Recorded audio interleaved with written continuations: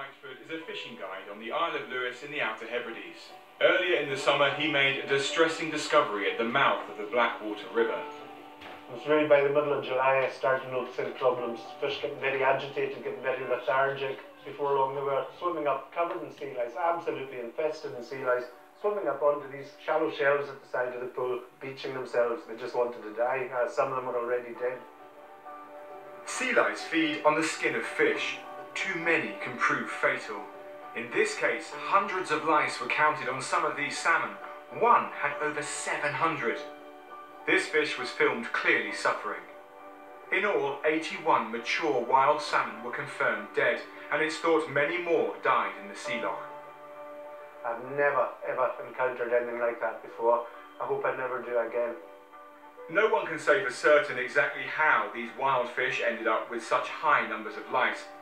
But it is known that when sea lice get into salmon farms, their numbers can rapidly escalate to unnatural levels, which can infect wild fish nearby.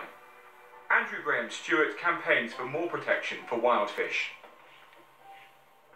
It is very likely in the circumstances that there was a catastrophic event on the salmon farm, that perhaps they lost control of sea lice numbers, and the consequences are that sea lice soup was created in the area around the farms, i.e. millions and millions of parasitic sea lice larvae, and the wild fish coming back from the Atlantic ran into this and got infected. When he heard the news, Corin Smith, a fishing guide and photographer, decided to film inside one of the cages at that nearest farm, known as Bacassay. There were visibly fish up on the surface which were obviously on their last legs, but had a lot of damage to their heads. That damage is caused by the lice eating the soft flesh and the skin, and they move to the front of the fish and gradually eat it from the front to the back. So wherever you see that kind of white head, then yeah, it's lice damage. It's the lice eating the fish alive, essentially. How significant was this sea lice infestation from what you could see? I think it's about as intense as it can get without the entire cage dying, really. The amount of stock that was in a state where they should have been euthanized was shocking and upsetting. I've never seen anything like it in my life. The Bacassay farm is run by the Scottish Salmon Company, which says it takes this very seriously. They stated, "We are committed to responsible farming practices and stringent health management of our stock." They also added that higher temperatures this summer had increased the number of sea lice. As we previously reported on the One Show, last year over 25,000 tonnes of salmon died on Scottish farms, much of it transported long distances by truck to be incinerated. But some of the recent dead salmon from Loch Rogue didn't follow that route. After filming on the farm, Corin followed a lorry from the loch to a remote location in North Uist. He was surprised to find dead fish being disposed of at an open landfill site. His footage shows that many more farmed fish have died in this part of Scotland this summer.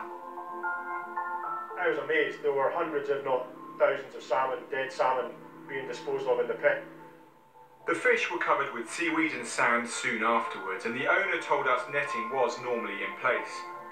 However, he wouldn't say how many fish had been sent to the site or how long it had taken for this amount of dead salmon to accumulate. Burying fish is outlawed on environmental grounds, but a temporary exemption was made for this site 2 years ago because of the long journey times to mainland disposal sites. It's a local solution for a local problem. So we take the dead fish in, the mortalities in, and we dispose of them in the sand pits. I'm not going to continue burial for much longer because I've got a new state-of-the-art unit coming in that'll take all the oil into the fish, make a bio-oil, and then dry the rest of the fish down and turn it into a chip for biomass burners. The fish health inspector had visited the infected farm last week and told me that lice numbers there had peaked at just over 13 times the accepted limit, but had since fallen. The body representing salmon producers says the bigger picture is much more positive. The overall picture for the salmon farming industry is that lice levels are on the decline. One or two photographs, they're very sad to see the condition of one or two fish, but overall the bigger picture is that our fish in lice terms are as healthy as they have been in 5 years, and the underlying trend is even more improvement.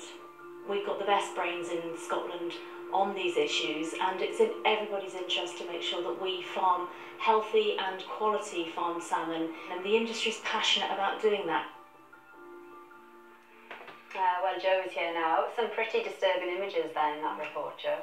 Is there an update then on the farm? I mean, what's the situation by now? Yeah, well, first of all, I should say that the Scottish Salmon Company, that's the operator of the farm we featured in the film, have been in touch with an updated statement. They say that they're worried about some of that footage being out of context, but they don't really explain what they mean by that.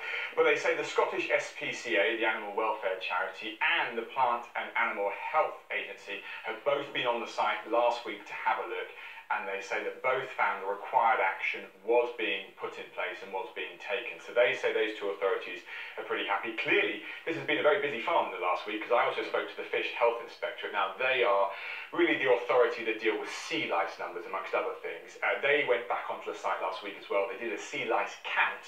And the good news is that from a peak, a very big peak we mentioned in the film over 3 weeks ago, the lice numbers have fallen significantly. They're still higher than you'd like, going by the code of good practice, but they have fallen. So that is good news. The authorities do seem to be content that the measures are in place now to control sea lice numbers there. And I should also say that disposal point we saw, I was very surprised when I saw those pictures. Many people will be, but just to reassure that they won't be buried. Dead salmon won't be buried on that site for much longer. They're very close now to getting the equipment they need there to be able to turn the dead salmon into fuel instead of just burying them in the ground.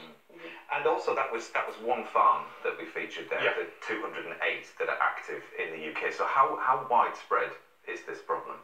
It's certainly not a one-off, and the inspectors confirmed to me they've seen worse, but equally many farms do not have those problems. So a good measure really is what's called the reporting threshold. Now, when a farm's sea lice numbers begin to creep up, they get to a point where they're significant enough they have to tell the authorities. So that is the reporting threshold. Last year in 2017, 82 farms reached that reporting threshold. As you said, there's just over 200 active farms now. So 82 reached that reporting threshold last year. This year it's lower. So far it's 33, but here we are, beginning of September. And actually, so there's still over 3 months to go. And also I would say, we all know it's been a great summer. That means the sea temperature is warm. In warm water, sea lice multiply rapidly, so actually we could still be seeing some problems. And just to be clear then, can sea lice affect the quality of the salmon that we're eating? Well, look, first of all, the company we filmed say that those fish we saw really badly damaged with the white heads, they will be disposed of, they won't go forward for food processing. But Food Standards Scotland say not to worry, that sea lice on salmon is not a food safety concern. People do not need to change the way that they buy and eat their salmon from Scotland. But equally, just overall, there's a lot of concern about this industry at the moment. Earlier this year, we had a Scottish Parliamentary Environment report. A committee brought out a report saying that they can't go on as they are. Something's got to change if they're going to keep expanding. They said the status quo is not an option. There is another inquiry about to report. They're finalising their draft report at the moment. We expect it later this month. And it'll be very interesting to see what they make of it, because there is now a real call for change, particularly environmental. Yeah, and as they say, they've got the best buds, trying to sort this out. Certainly hope so. Big questions are being asked, and that will continue. Yeah. Thank you, Joe. Very shortly, we'll be